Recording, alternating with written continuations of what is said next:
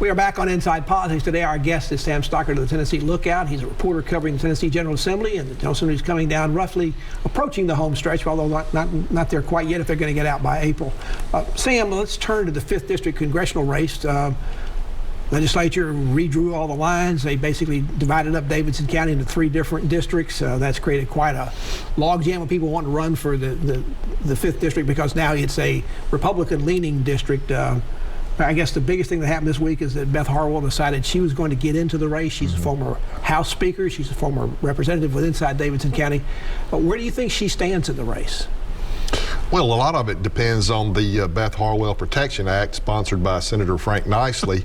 If he can push that through the Senate and put some residency requirements on a couple of the candidates who are going to be her biggest stumbling blocks, it could make it a lot easier for her to win election. And I don't exactly know how much Senator Harwell, Representative Harwell has been involved in that, but certainly the particular bill that's up there at this point would make it impossible for a couple of her potential opponents, and that's Robbie Starbucks and Morgan Ortegas. Both of them are relatively new to Tennessee. They just moved here in the last couple of years. They're also first-time candidates.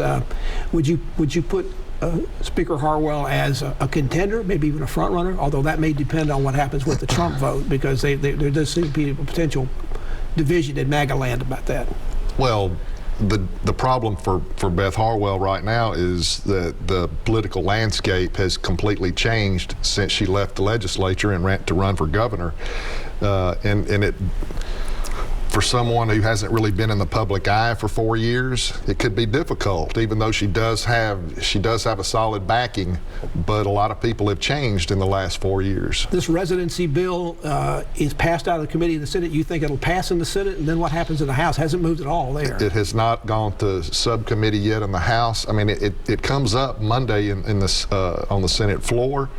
It's got a pretty good chance of passing, and I'm hearing it could do well in the House too. The other redistricting bills that the legislature passed would change the districts for both the House and the Senate up there.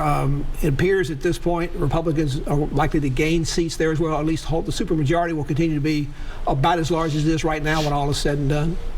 Yes, I don't see any changes in the numbers. Weeks after this situation with these bills were passed, Democrats had been vowing they were going to file a lawsuit to get the courts to overturn all these things, saying they were basically sort of racially motivated gerrymandering. The Democrats did file a suit this week, but it was only on trying to overturn the House and Senate redistricting. What happened to trying to overturn the ones for the congressional seats? Well, from what I understand, they're still going to file a lawsuit on that, but it's going to be filed in federal court. So some more legal actions probably pending. Isn't also a problem for them if they go into the federal courts with it that there's been rulings by the Supreme Court recently, particularly in the Alabama case, it's very similar, that went the way the Democrats didn't want it to do. Are they concerned now they're really going to have a tough road getting anything done? I would say that would be the biggest problem facing them right now. That's probably kind of why they're having such a hard time bringing it forward. In the area of economic development, state officials have been thrilled that the biggest, I think the economic development biggest package ever come through for the Ford Motor Company, bringing the $5.6 billion Blue Oval plant over to West Tennessee, to the super site over there.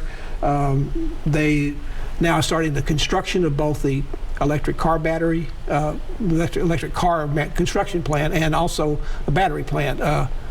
But there's a problem developing. They don't know where to put all the construction workers. It's so massive. Well, the state senators tell me that they're scrambling to find places to put the people who are coming to work here.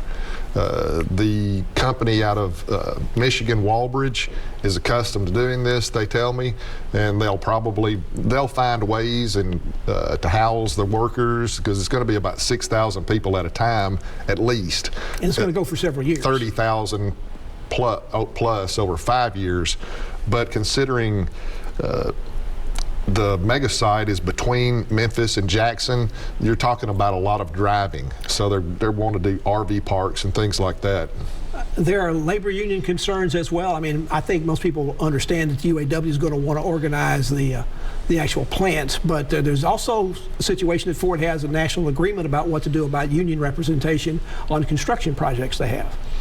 Well, they've signed an agreement according to the TNJ, and some lawmakers are already irked about that, but I think it's a situation where Ford is going to do what Ford does, and they're just going to have to suck it up and deal with it. It's a little bit of an awkward situation for the state. The legislature has put Tennessee's a long-time right-to-work state. They want to put those provisions inside the state constitution. Voters will be voting on that this coming November. All this stuff going on with Ford coming up at the same time this is going to be going to the public. It's kind of an awkward situation, isn't it? It's awkward, but you know, GM is a union facility. Nissan and Chattanooga aren't, so this is not unprecedented, even though it's a right-to-work state. It's been decades since Nashville and most of the states had any kind of Amtrak service. There's been a move mostly out of the Davidson County delegation to have the state study it and perhaps get involved, because there is federal money now available through the infrastructure bill that passed in Congress. What are the chances of anything happening on that this session that's going to make a difference? Well, Governor Lee has been pretty quiet on it. It would make sense from a transportation standpoint. I know they do have some Republican support. Senator John Lundberg out of Bristol is fired up about and it. The House Speaker is for it too. And Speaker Sexton's for it. Now it seems to me like they need to get Governor Lee on board and get maybe some state matching money. It was interesting when the governor made his State of the State address. He never mentioned any of the state money, any of the federal money coming down. He didn't mention the American Rescue Act. He didn't mention anything about the infrastructure. He mentioned infrastructure projects, but all the infrastructure projects he talked about were ones the state were going to do, not ones they could do because they had all this extra money. This is the governor said before he didn't need that. He didn't need all this extra federal money. But surely they're going to spend it. Oh, they're going to spend it. They meet on it every month and talk about it, but you know they haven't said they're going to turn it back in either. It's also $11 billion, I believe. Or no, it's more than that. I think it's $19 billion. Excuse me. Sam Stockard's our guest on Inside Politics. He's a reporter for the Tennessee Lookout. We're talking about what's going on up on Capitol Hill as they begin to move a little bit towards the end of the 112th Tennessee General Assembly. Back to continue our conversation after this break.